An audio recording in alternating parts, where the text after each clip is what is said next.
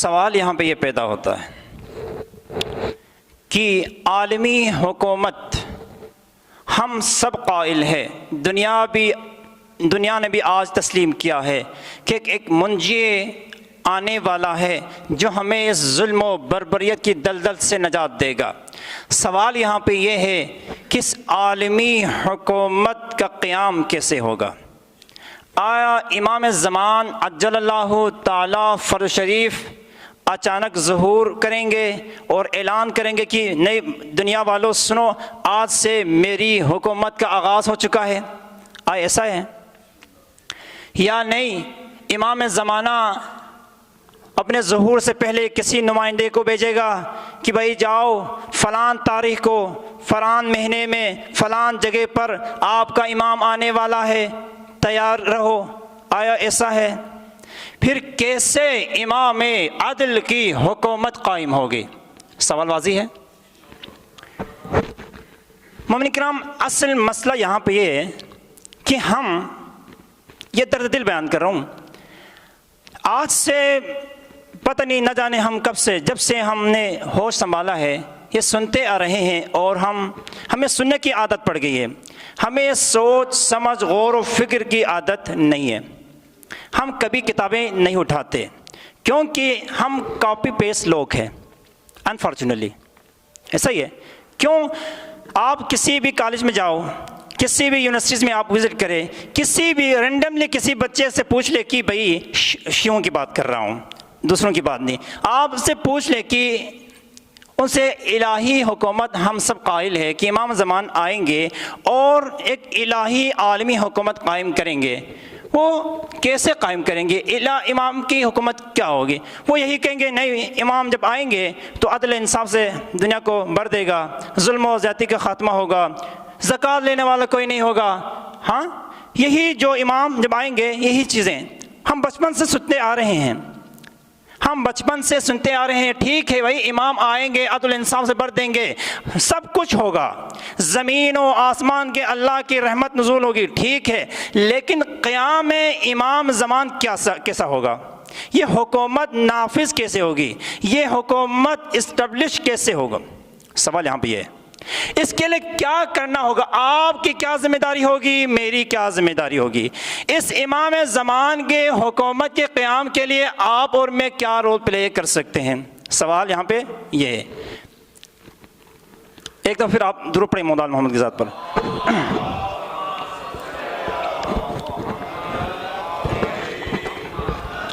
مومنین کرام، امام کی حکومت ایک معاشرتی رد عمل کا نتیجہ ہوگا۔ کیا؟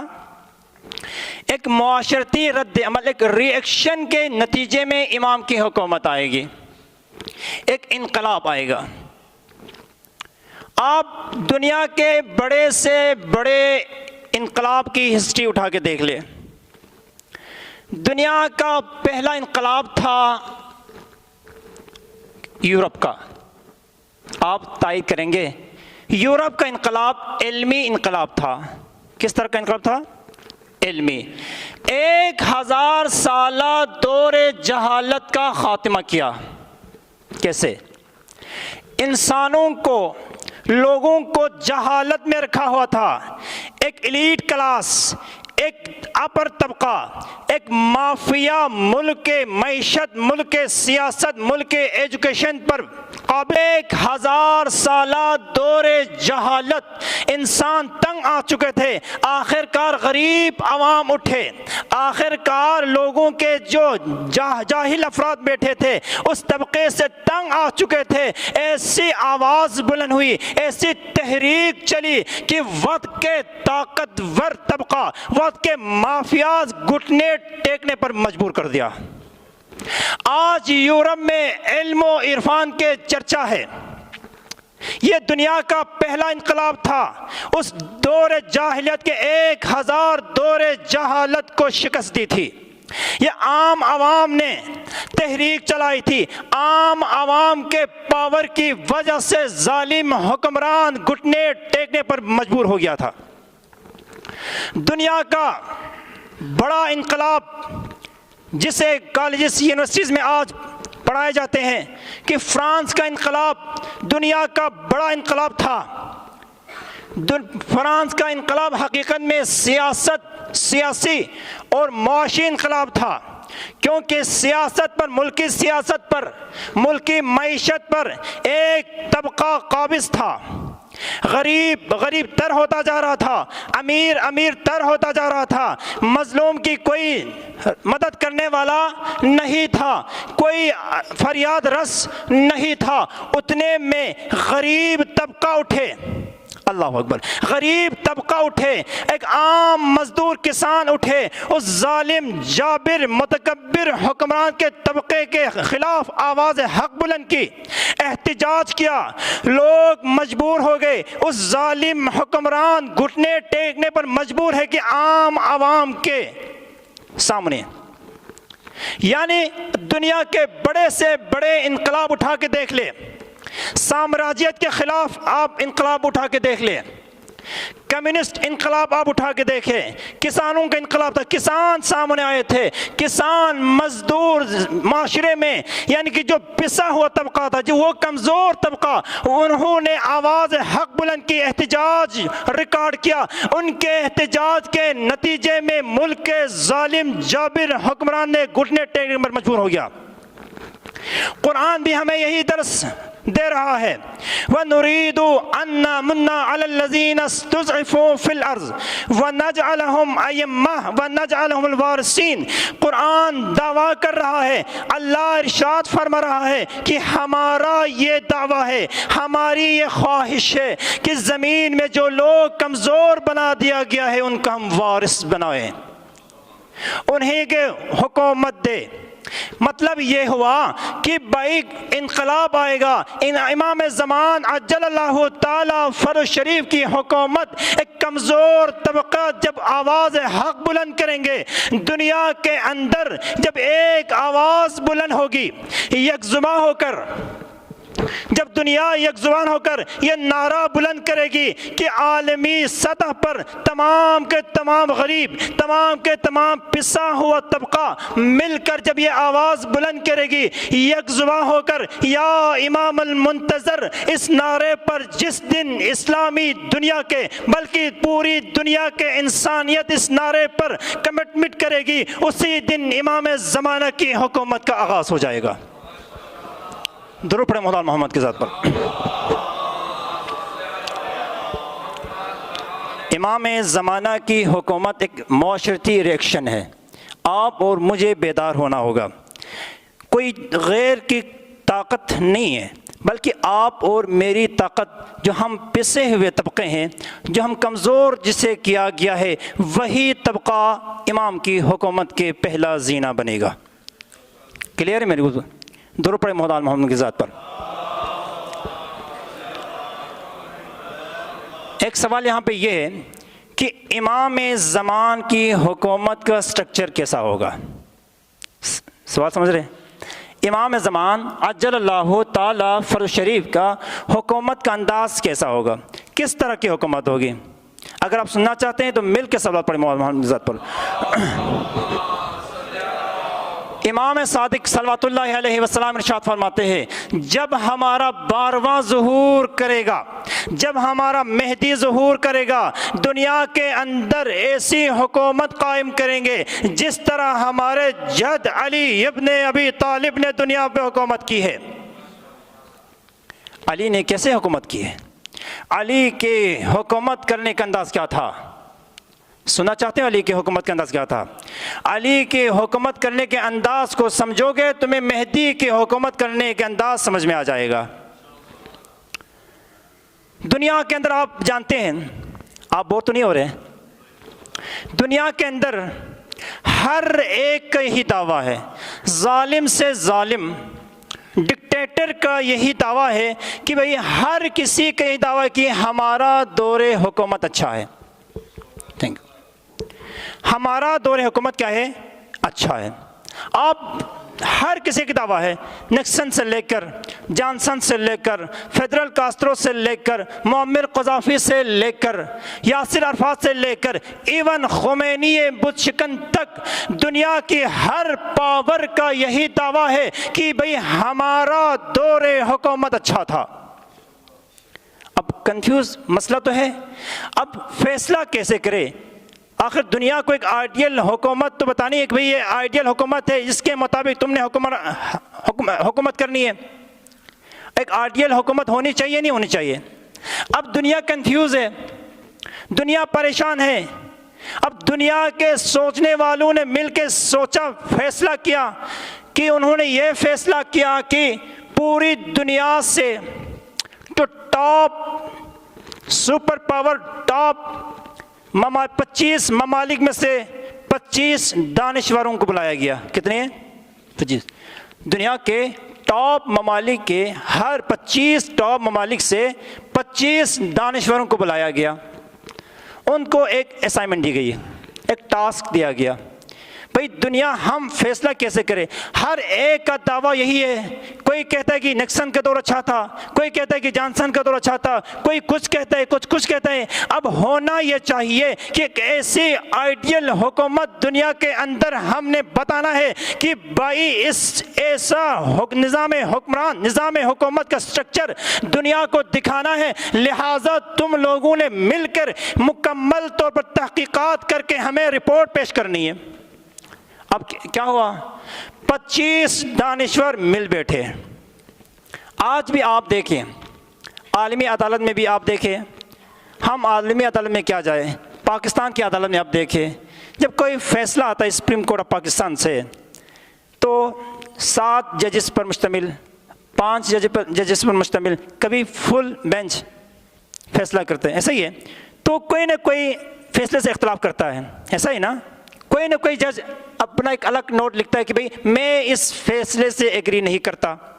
لیکن عالمی اداروں نے 25 دانشوروں نے، دنیا کے ٹاپ دانشوروں نے یہ جو اسائنمنٹ مکمل کی، یہ ٹاسک مکمل کے ریسرچ کی، اول سے لے کر آخر تک تمام ملک کے تمام ممالک کے جتنے بھی حکمران تھے، جتنے بھی حکومتیں گزری تھی، تمام حکومتوں کا بائی ڈیٹا اکٹھے کرنے کے بعد انہوں نے مکمل طور پر اس بات پہ کنسنسس کیا کہ متفقہ فیصلہ دیا کہ علی کے 4.5 سالہ دور حکومت ایک ایسا دور حکومت تھا جس سے بہتر دور نہ آیا ہے نہ آئے گا۔ یا علی، یہ کسی شیعہ ریسرچر کا رپورٹ نہیں ہے، یہ کسی مسلمان کا نہیں ہے، بلکہ دنیا کے نام نہاد ایتھسٹ، کیپٹلزم، سوشلزم، کمیونزم کے نظریات کے ماننے والے لوگوں کے بالمتفقہ یہ اعلان ہے کہ علی کے 4.5 سالہ دور حکومت ایک ایسا دور تھا جس سے بہتر نہ کوئی دور آئے گا نہ آیا ہے۔ وجہ کیا لکھی؟ صرف 2 وجہ لکھی۔ کتنے جی؟ 2۔ کیوں علی کے 4.5 سالہ دور حکومت کیوں بہتر تھا؟ 2 وجہ انہوں نے لکھی۔ کیونکہ علی کے 4.5 سالہ دور حکومت اس لیے بہتر تھا کیونکہ علی کے 4.5 سالہ دور حکومت میں کوئی غریب بھوکا نہیں سویا۔ اللہ اکبر۔ آج میں دعویٰ کرتا ہوں دنیا کے سپر پاور سے سپر پاور حکمران لاکھوں نہیں، کروڑوں نہیں، اربوں نہیں، خربوں ڈالر خرچ کر کے یہ جملہ اپنے حق میں لکھوانا چاہے تو لکھوا نہیں سکے گا۔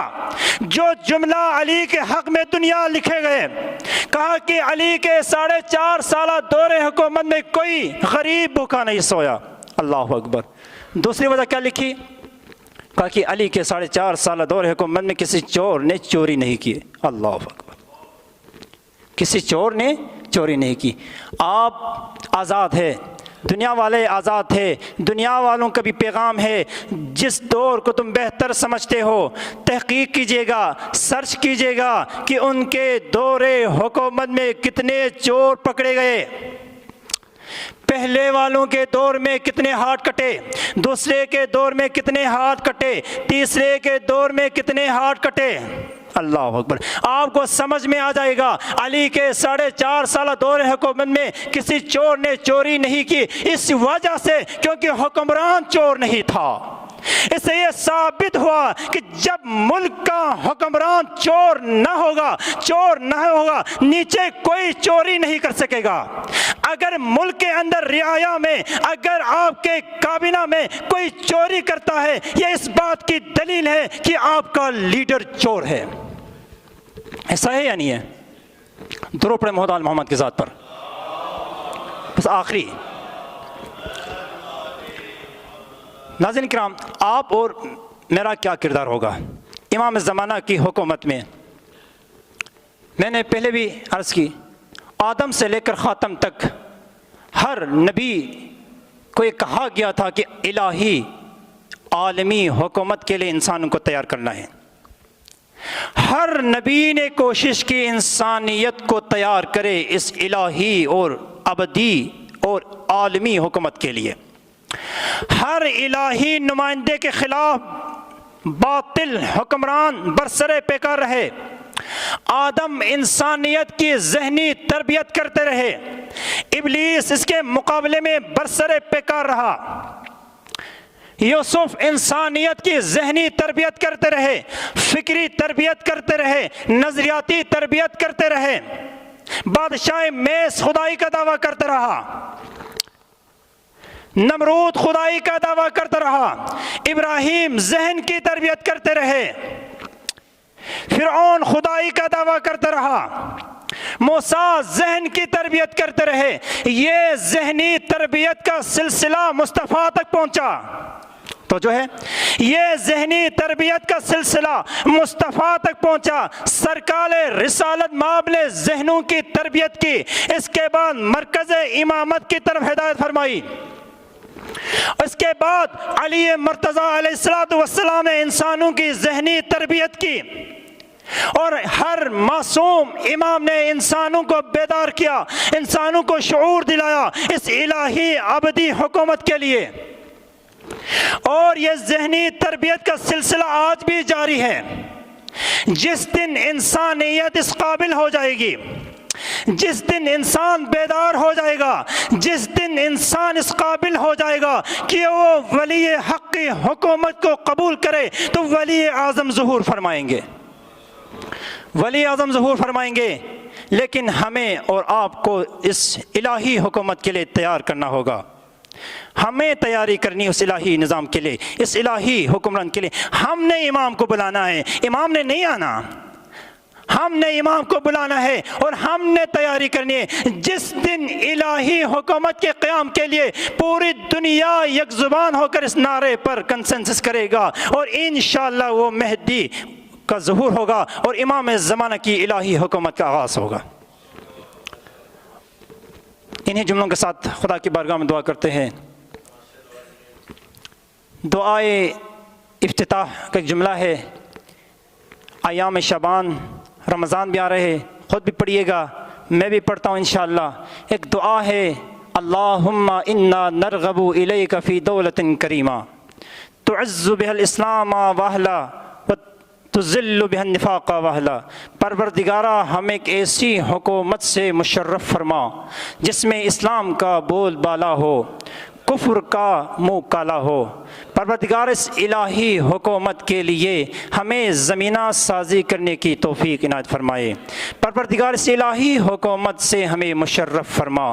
پروردگار ہم میں سے ہر کوئی یہی چاہتا ہے، ہماری دیرینہ خواہش ہے کہ وہ امام حق ظہور ہو اور اس کے حکومت میں ہم اس کے سانس لینا چاہ رہے ہیں. پروردگار ہماری یہ ابدی خواہش پوری فرما. پروردگار اس مجمع میں موجود تمام بزرگان، تمام جوانان کی نیک خواہش پوری فرما. ان کے مشکلات آسان فرما. ان کے کاروبار بزنس میں دن دگنی رات چگنی ترقی عنایت فرما. یہاں پہ اساتید کرام موجود ہے، پروردگار ان کے سائیں کو ہمارے سروں پر مستدام فرما. پروردگار جوانوں کو دن دگنی رات چگنی ترقی عنایت فرما.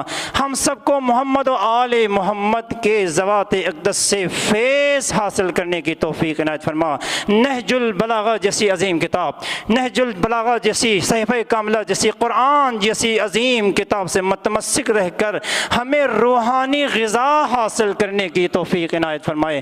والسلام علیکم ورحمۃ اللہ وبرکاتہ۔